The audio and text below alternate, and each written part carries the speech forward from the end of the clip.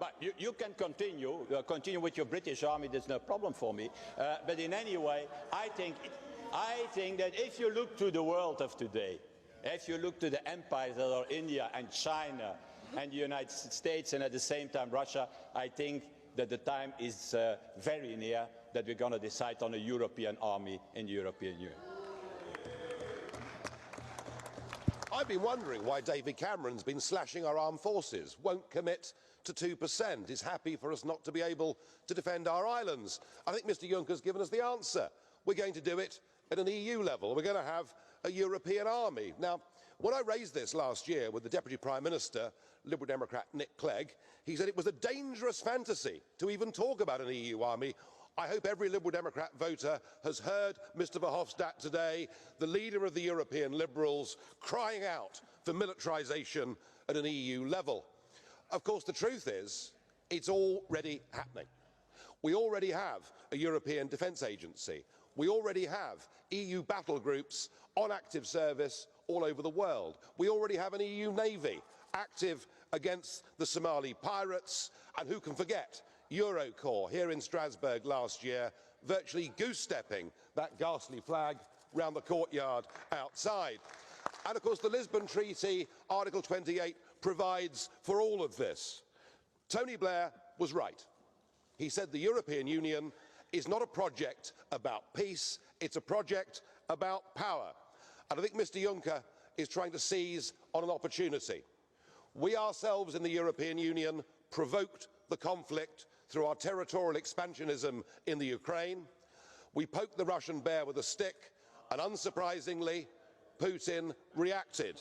But this now is to be used as an opportunity to build a European army. And when, Mr. Juncker, Mr. Verhofstadt, I know that by heckling you increase your hits on YouTube, because otherwise nobody in Europe wants to listen to you. And the President really ought to let me speak. Just a moment, please. Just a moment. Thank you. Mr. Farage, just a moment, please. Just a moment, please. Just a moment. Mr. Verhofstadt, I turn to you. I have to ask you, please, to calm down. You may not like this speech, but we are Democrats and we listen to you too. So please do not interrupt.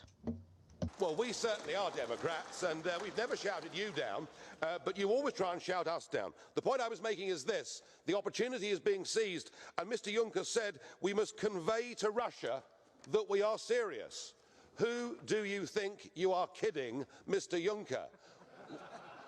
We do not want any part of an EU army, and I doubt the rest of the peoples of Europe do either. Thank you. Well, it's a bit of fun. So,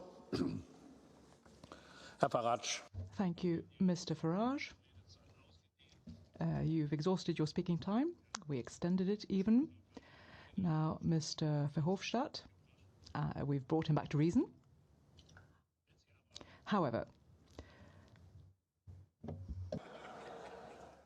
Ja gut, Vernunft ist immer eine Definition. Well, reason is a question of definition, I suppose. But anyway.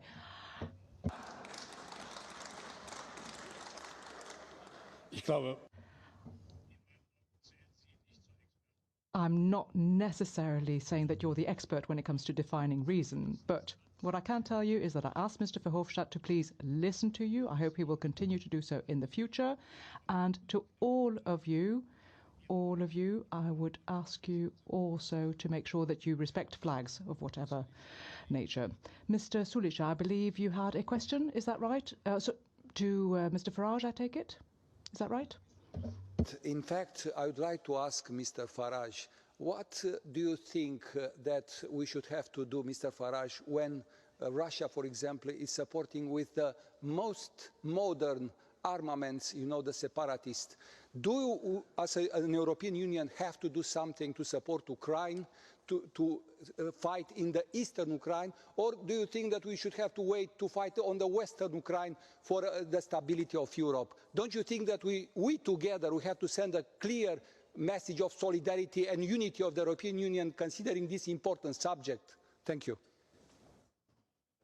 Speech. We, through our territorial ambitions, provoked the overthrow of an albeit corrupt but democratically elected leader in the Ukraine. We have provoked this crisis. Now, the question you ask is, what do we do from here? I was in this chamber at the time when Libya was attacked. I heard the Liberals and the Greens screaming, frothing at the mouth, for us to bomb Libya, for us to become militarily involved, because we believed that would make things better. My view, sir, is if you look at Afghanistan, if you look at Iraq, if you look at Libya, and you look at the attempt to back the rebels in Syria, many of whom have now morphed into ISIS, we see that our recent foreign military interventions have made things worse, not better.